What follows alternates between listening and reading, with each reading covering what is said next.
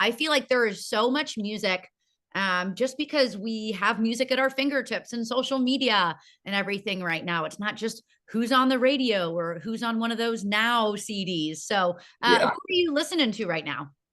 I've got like a couple staples from the '90s that I am always listening to. So like Vince Gill, Travis Tritt, Gary Allen, like a bunch of those guys are kind of like always just on the radio or on my playlist. And then some newer people, Dylan Marlowe. I've been following Dylan for a while.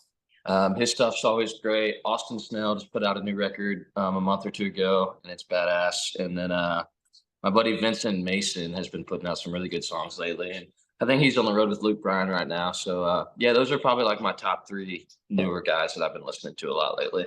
I love it. Do you have a favorite Vince Gill song? Vince Gill also got up on stage with Post Malone at the Opry, which blew my head off. So, Yeah, yeah.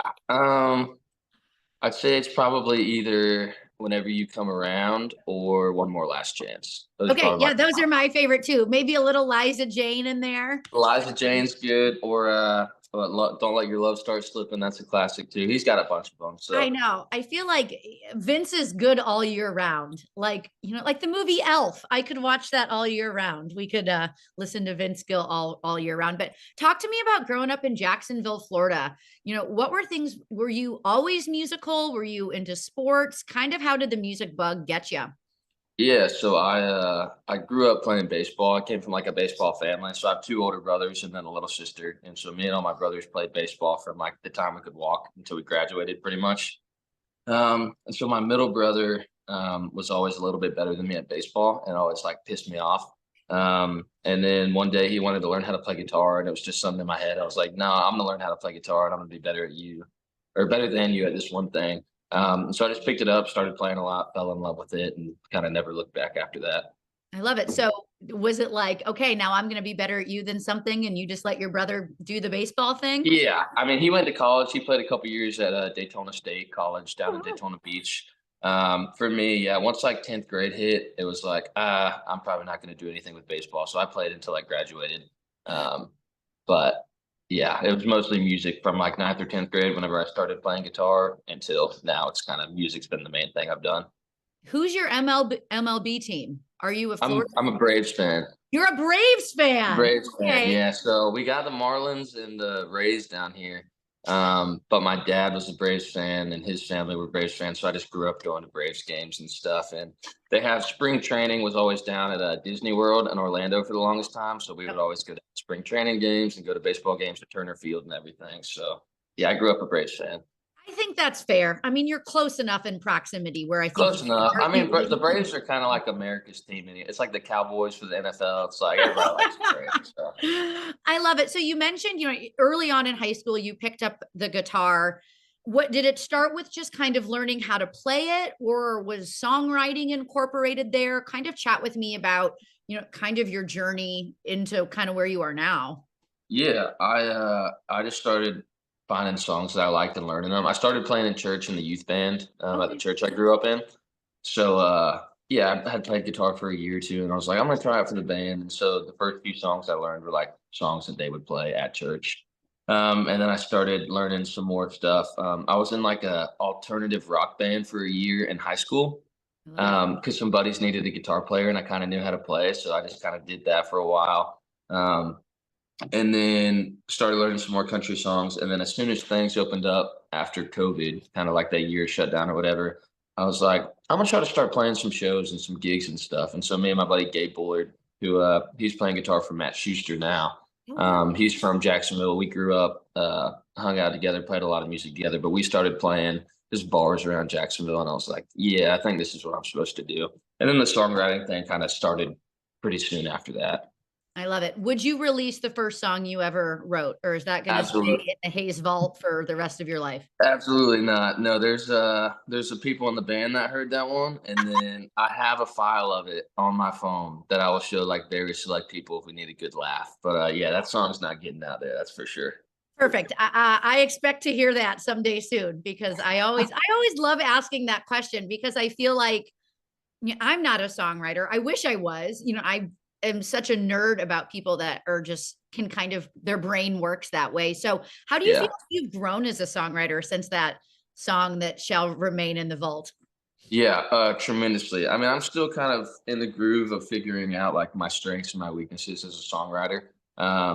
And honestly, it's kind of like people say this all the time, but it's just like a muscle. Like you gotta, or it's like working out. You gotta work out different groups of your body, different parts of your brain for writing. So I know there's some things that I'm really good at that I try to lean into, and then I got to push myself a little bit on some of the things I'm not as good in. Um, but yeah, I mean, just getting in the room with other writers, doing it as much as possible. It's just one of those things. The more you do it, the better you're going to get at it. So I've definitely come a long way. But I think even in the last year, I feel like I've hit more of a stride with songwriting.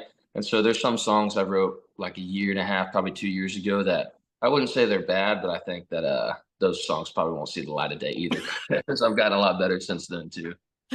I love it. What inspires you? I feel like, or like, what mood puts you in the kind of the best headspace to be inspired or write a song? I know I've talked to some people, it's like they just like being out and about and hearing different people's conversations. Some people like to kind of start a song by themselves. What is it for you?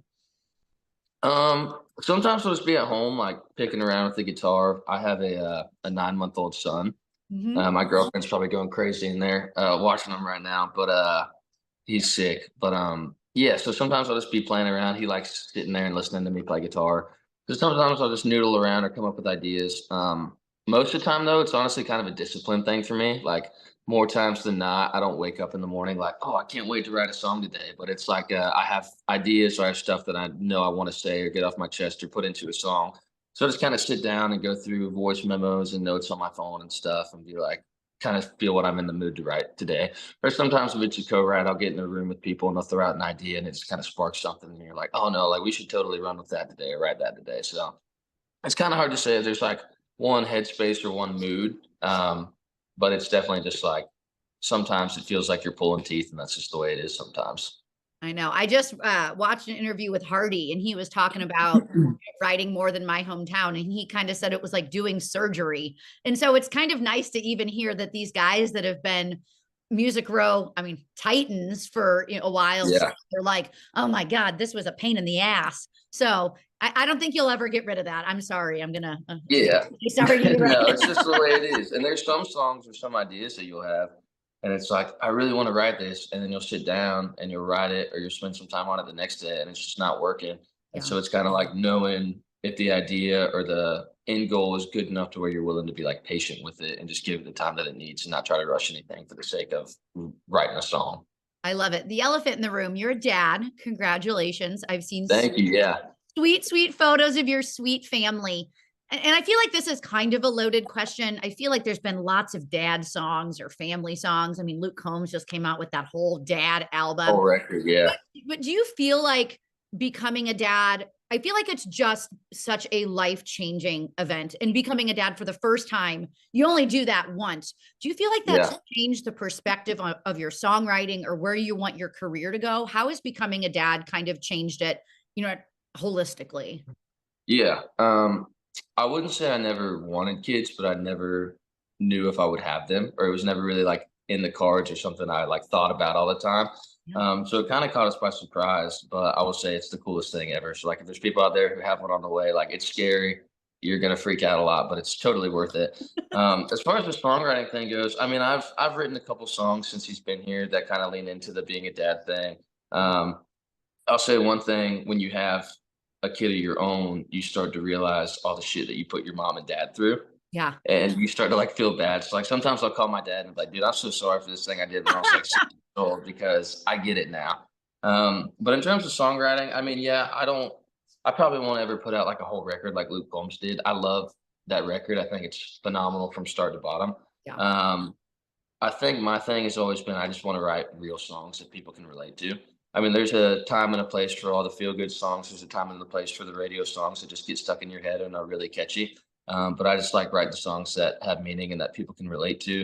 And I think that also having a kid at such a young age kind of like opens the door for me to be able to write about more relatable stuff and like relate to people that are 40 years old in a room that I'm writing with a little bit more. Yeah. So it's been cool. It's not like a goal where I wake up and I'm like, all right, let me write a song about being a dad today. But sometimes it just comes out and it's a cool thing to do. I love it. Maybe he'll be your A&R one day. Maybe he'll That'd get be awesome. I'm on. trying to get him to learn how to play. I want him to learn how to play pedal steel. I'm never gonna force anything on him, but there's like, if he can learn how Hey. to play pedal steel, he will always have a job because they're so hard to come by good steel players. Yeah, plus I'm a sucker for pedal steel. Me There was too. actually a long going joke with Peyton that I was going to get that tattooed on my forehead. It will not happen, but I love pedal steel that much that it was a conversation that was had. I Yeah, want it's to awesome. talk to you about your song that just dropped, American Dream. I've had a chance to listen to it multiple times. One, I think it's super timely. But two, I kind of want to ask you, what was the vibe in the writers' room that day? You know, I'm looking at the list of songwriters, what some heavy hitters, including yourself in there. What kind of conversations were happening that ultimately kind of led to this song that, you know, in my opinion, really needs to be said? Yeah, well, I appreciate it. So I sat down with that song, and I actually wrote the majority of the first verse by myself, just like sitting on this couch. Yeah. Yeah, it was like 9 or 10 o'clock at night. Easton had gone to bed, and I was just sitting out here, and it just kind of I've been we've been going through a lot of stuff in the country, and I've been thinking about like how I could kind of use the platform that I have to speak what maybe people might be either afraid to say or not have the platform to say or just not know how to say it. And so I sat down and wrote like the first verse, verse and a half, and I don't know. I knew with everything coming up, I think the debate was the very next day, and then a bunch of other stuff happened in the week or two after starting it. And so it was one of those songs, kind of how I talked about earlier. I was like, I knew that it would be a big song for my career, and I knew that it would be a thing that a lot of people could relate to. And so I didn't want to rush anything. So I called a couple buddies, and I was like, hey, when can y'all hop on Zoom to do this? So I'm back and forth between Jacksonville and Nashville. And I was in Jacksonville at the time, and I was like, I really want to try to get this done with everything going on. And so, yeah, Jonathan Lee, Corey Hunt, and Dan Alley, they were all able to hop on a Zoom.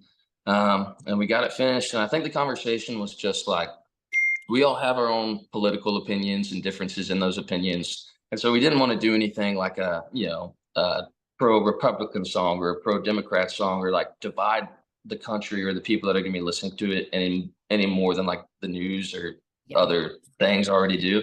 And so I think the goal and the thought behind the song was just like, all right, how can we write a song that's going to bring people together and like put us all under a bigger umbrella of like being American and like all fighting for the same thing at the end of the day.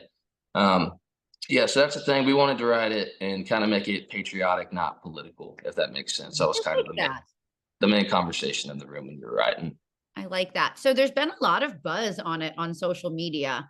Do you feel like that has helped the song? Has that made you second guess the song? Has it gassed you up for the song? Kind of talk to me about maybe some surprising moments or reactions that you've gotten on social media. Yeah. So the first I posted that video before we even finished it. I just posted like the first verse or two verses just to see how people would react to it. And so I got a lot of positive feedback. The video did pretty well. I had like Luke Combs and Bailey Zimmerman comment on it and some other people. And so I was like, all right, this is cool. Like there's something there. Um, I got a bunch of hate on it, surprisingly. I say not surprisingly. I mean, people have their opinions and they're entitled to those opinions.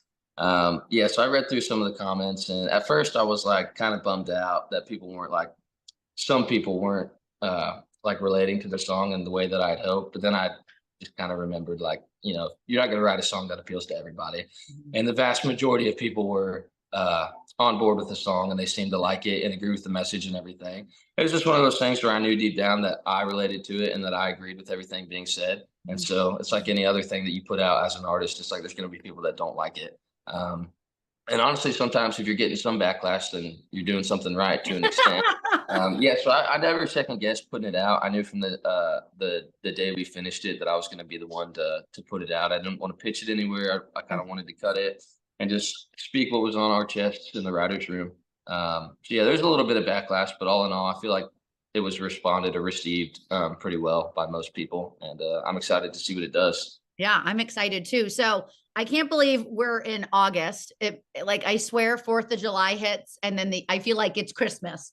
Uh Yeah, pretty Hobby much. Lobby starts putting out Christmas crap. I'm like, it's too early for this. Oh But yeah. you know, you're doing so much this year. You've been on the road with some really great artists. Obviously, you're putting out the song that I have a feeling is going to do really great things for you. But if you could do one more thing by the end of the year, what would that thing be for you? Either personally, career wise? That's tough. I would say that's tough. We're writing towards a project in the spring. What? I don't want to, yeah, I don't want to put out too many things. I don't know what I'm actually allowed to say about that or not. But I think I just want to get all the ducks in the row for that and kind of get that lined up, all the songs selected and ironed out and everything. And yeah, by the end of the year, just have that done and not have to worry about anything or stress about getting enough songs for it. I think we have plenty of songs. It's just about narrowing it down to the right couple of ones that I want to put on my first project. So I mean, I you're a guess dad, that's you get it. It's like picking your favorite kid. It's like picking your favorite 100%. song. 100%. And there's also stuff that I like just have this personal attachment to for some reason. And I'll send it to people like Peyton or other people at River House. And they're just like, I don't know if that's the one. And I'm like, I don't know. I really like this song, but I can't tell if it's just because, I have this attachment to it or if because I think it's a good song. So I think once we get everything ironed out for that and get that set in stone, and then I can just kind of write freely, is not narrow minded on the project that we're putting out. That'll be good. You're listening to